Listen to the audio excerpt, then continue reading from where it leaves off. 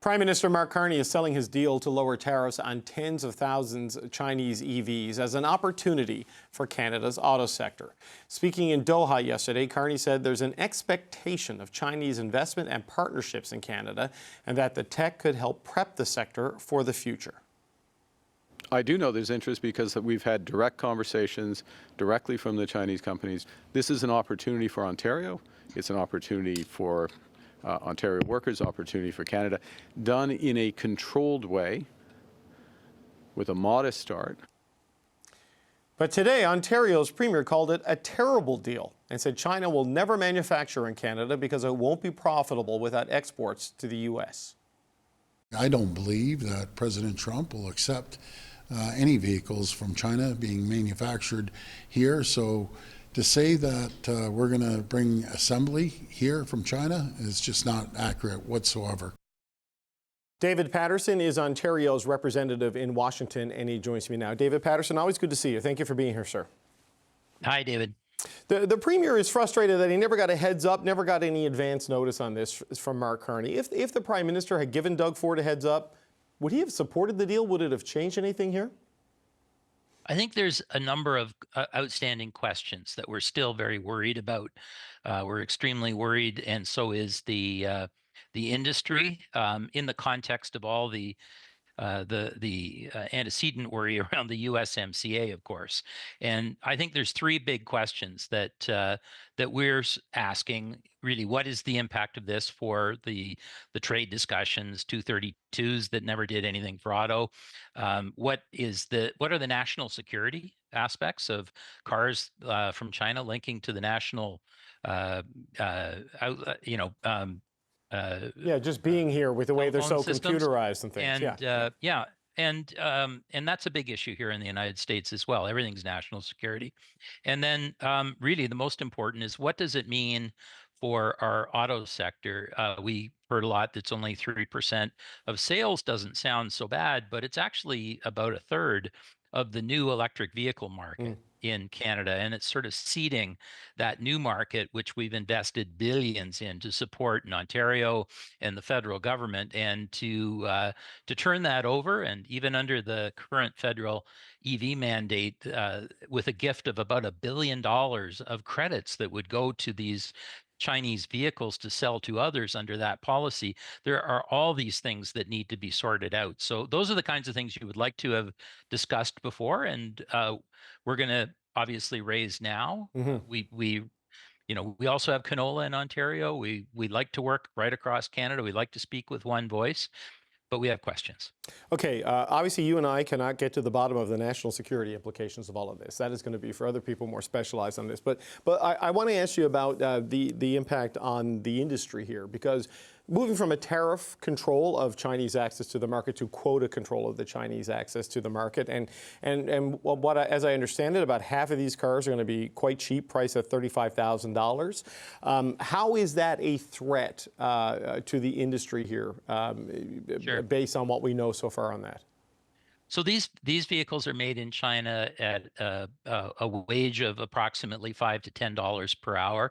That contrasts to $45 to $55 per hour for our workers in Ontario. And on top of that, all the subsidy of 20 years of advanced work and critical minerals and battery development that comes in China. So that's what allows China to produce a vehicle that is so much cheaper, undercuts your market. And that is a threat to dealers across Canada, to auto companies, and most of all to workers that produce vehicles. And then the other thing too is just really important to understand the economics of manufacturing. You can't make an auto plant pencil at less than 200,000 vehicles a year. Now we're bringing in 50 to 70,000 over the next couple of years. But one of the other questions is, well, are we talking about Chinese vehicle companies setting up in Canada? Will they have access to the American market? It seems unlikely, just on national security basis, or even the ability to cross the border in one of these vehicles. And unless you could produce a minimum of 2 shifts or 200,000 vehicles per year, you would never invest in an auto plant. Because you don't build cars just for Canada, you build them for North America. Right. So on that, this has been the sales pitch from the government, that they hope this is the beginning of what will be a scale-up of Chinese investment and joint ventures. But if their model is to flood markets with low price point goods in EVs and basically everything they make in China, you can't do that and pay North American and Canadian labor standards, meet those conditions. So what is the likelihood of any kind of meaningful Chinese investment happening here, given that reality?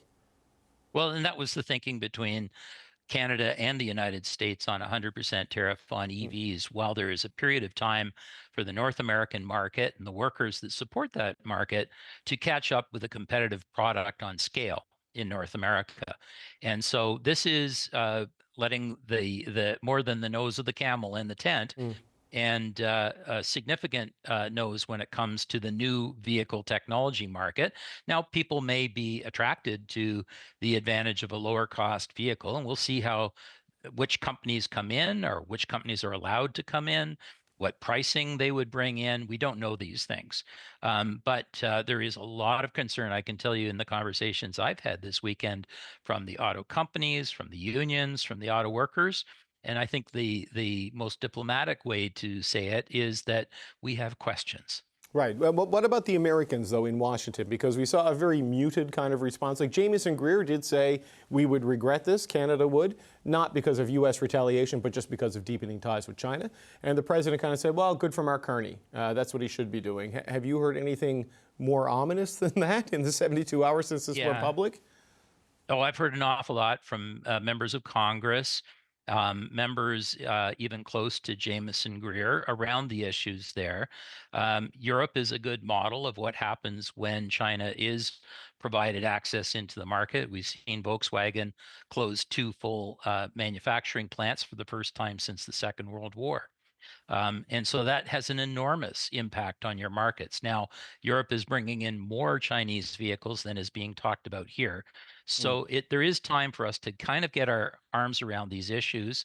Let's get back to sort of consulting with each other and seeing where we're able to go forward. But yes, there's concern on all these issues here in the United States.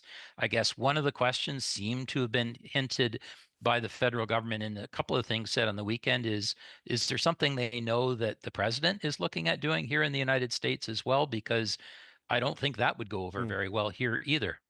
So just as a final point, I mean, I get the concerns, right? And why there's anxiety about this, but China was not going to start taking oil and gas and canola without something in return. And the U.S. is doing what the U.S. is doing, and who knows what they do next. So how do you calibrate this if you're the federal government and you need to do something for the agriculture sector, you want to create that export market for oil and gas and other energy products? How do you do it without some level of give and take? Because this just brings it back to where it was in 2024 in terms of their market access. Well, that's one way of looking at it, that they brought it back, but it's also with an escalator going forward on these things. There are many sectors, many different issues right across the country. And the idea is let's discuss them together in advance and find ways that are going to be supportive of our workers and our investments in Canada. We're all for diversification of markets. We're doing that ourselves in Ontario. Right. We're all for all the sectors across Canada because practically every one of them is big in Ontario. What we're not for is getting ahead of ourselves. And, there was a gather some heads up to Jamieson Greer and others in the United States. So there should be. There should also, I think, been with the Premier of Ontario. And we'll get past that. But let's work with our sector and see where this is going to take us. David Paterson, Ontario's representative in Washington. We appreciate the time. Thank you, sir. Thank you, David. So while the trade agreement will bring relief to Canadian farmers, Ford says it's a terrible deal for auto sector workers in Ontario. Kody Blois is the parliamentary secretary to the Prime Minister. He was on that trip to China. Now he's back in Nova Scotia and he joins me now. Kody Blois, good to see you, sir. Thanks for your time today. Good to see you, David. Doug Ford is not happy with what you came back from China with. He calls the deal terrible, says he got no heads up, and he's mad about Ontario being kind of left out of this. What's your reaction to what the Premier's saying? couple of things I would want to say to Canadians and obviously to the Premier if he's watching is we were very cognizant in the conversations we were having with the Chinese about the fact that it is a very delicate moment for the auto sector in the country, and that's exactly why we didn't go with a surtax route of having a 30 or 40% surtax with no certainty for the industry. Any Canadian in the country can tell you exactly how many vehicles China will be able to import over the next 3 years with the conditionality that includes investment. And I think that's an important point we'd like to make, which is this gives the certainty in terms of amount of volume, but it's also market access, which is conditioned on driving investment. And that's exactly what the Premier called for. Right. In the week leading up. He said, let's see Chinese investment in the country. David, I had the opportunity to actually visit 2 Chinese EV companies when I was in China. There's conversations already starting. It is our job, it is our view that part of this market access is about driving industrial benefit to the supply chain in Canada and working with existing partners in a joint venture format. That's what the Prime Minister views as important. We agree with the Premier about the importance of the auto industry, but we see this not as a major concession, but a very strategic market access. About 3% of the overall market in Canada, and we're already in conversations about investment. So that is the point that has to be made. But what kind of investment, Kody Blois? Because are you talking about a full car manufacturing plant? Are you talking about a battery plant? I mean, what specifically are you talking about? Because investment can mean many, many things. So there are Chinese OEMs, original equipment manufacturers, who have already put up their hand. I'm not going to name them now, David, for commercial sensitivity, but they have identified themselves as saying they are willing to work within a joint venture format. So this would be a majority Canadian or North American-owned equity play where the company in question would be able to bring elements of their supply chain, but also recognizing that they would have to work within the existing players like the Linamars, like the Magnas that already exist in Ontario, so that we can be able to move forward on that basis. You're talking car parts, not full cars. Am I understanding you correctly? It could be both, David. I mean, there's a whole host of opportunities here. I don't want to actually prescribe it as being too narrow, but there are companies that are willing to look at production, auto facilities in terms of assembly and production, and there is Chinese companies that compete in the supply chain that would recognize and support the OEMs from a Chinese perspective that would want to work with Canadian companies to build out the industrial supply chain. So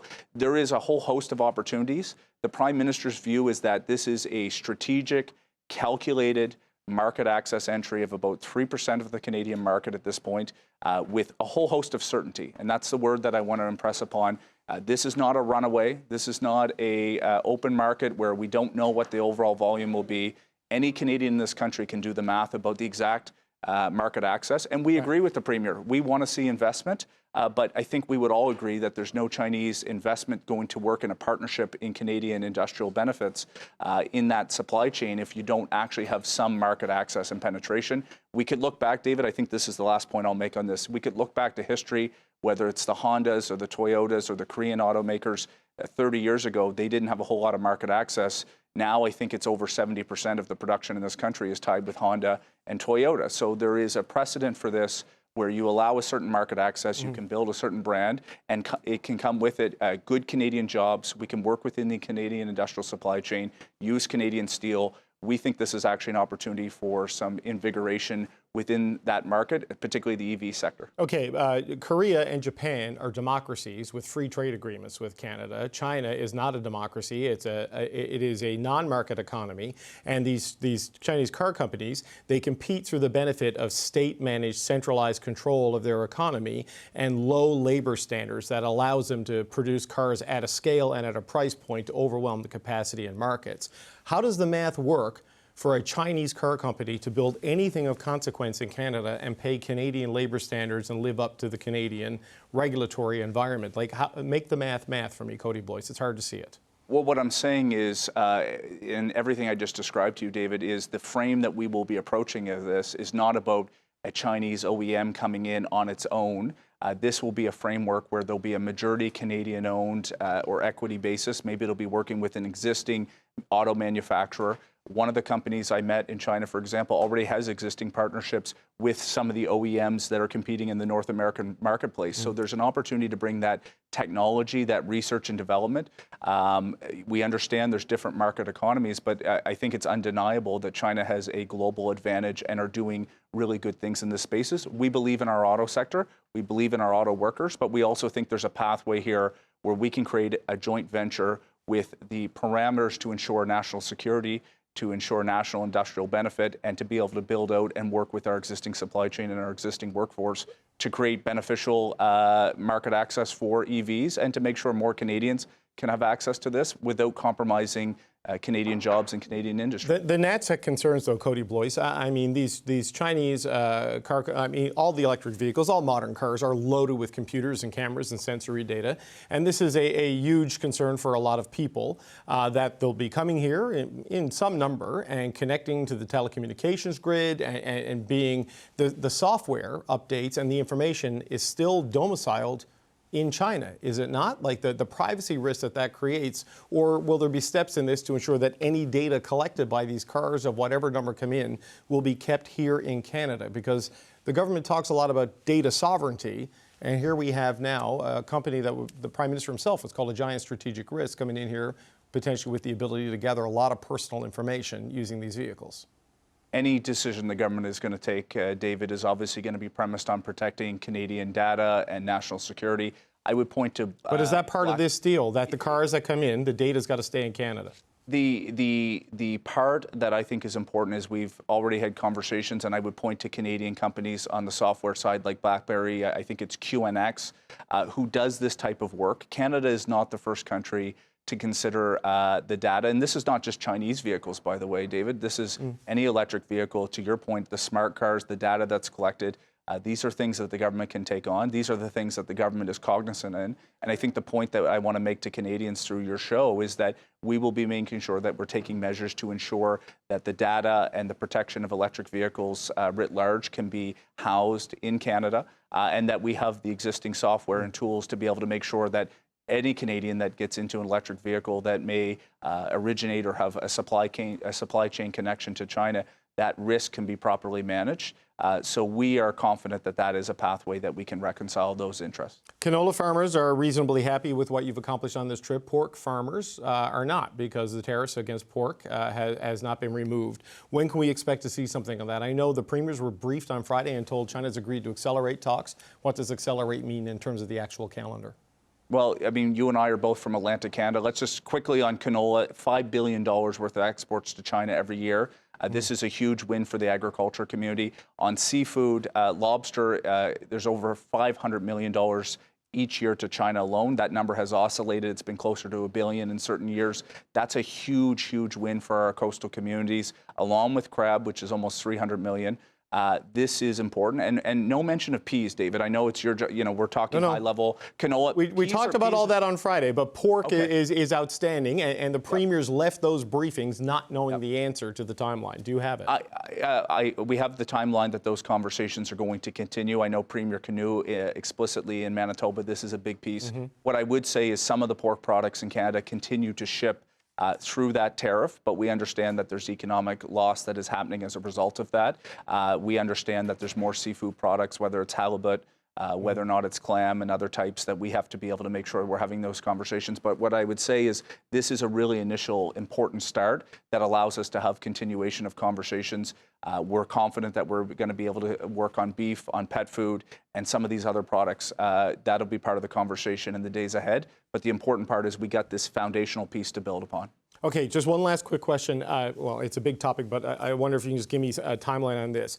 The President of the United States is once again, coveting Greenland, imposing tariffs on a series of European countries and saying they'll stay in place and escalate until he's given a purchase agreement to buy Greenland. At the same time, Canada, we're told, is considering a request to deploy Canadian soldiers to Greenland as part of a show of solidarity to participate in NATO exercises. When are we going to know whether Canada is doing this or not? I know it's a political decision for the Prime Minister. When are we going to hear what Canada is going to do? Well, the Prime Minister's been very clear in his statements. You're referencing unnamed sources in relation to news articles that we've seen. I'm going to keep that for the Prime Minister and the Minister of Defence to be able to make any further comment on that. But what I would say, and what I can obviously provide clarity on, is the Prime Minister has been very clear in all his public statements that Canada's position is that Greenland and Greenlanders, alongside the Kingdom of Denmark, will decide the future of Greenland. That is unequivocal. And we've been very serious about building up our own Canadian Armed Forces and our capacity in our own Arctic around our sovereignty question there. As it relates to some of the speculation that's out in the media, I'm going to leave that for Minister McGuinty and the Prime Minister to address directly. But his comments have been very clear about Canada's overall position in that place, and any further specifics I'll leave for them. Kody Blois, Parliamentary Secretary to the Prime Minister. We appreciate the time. Thank you, sir. Thank you, David.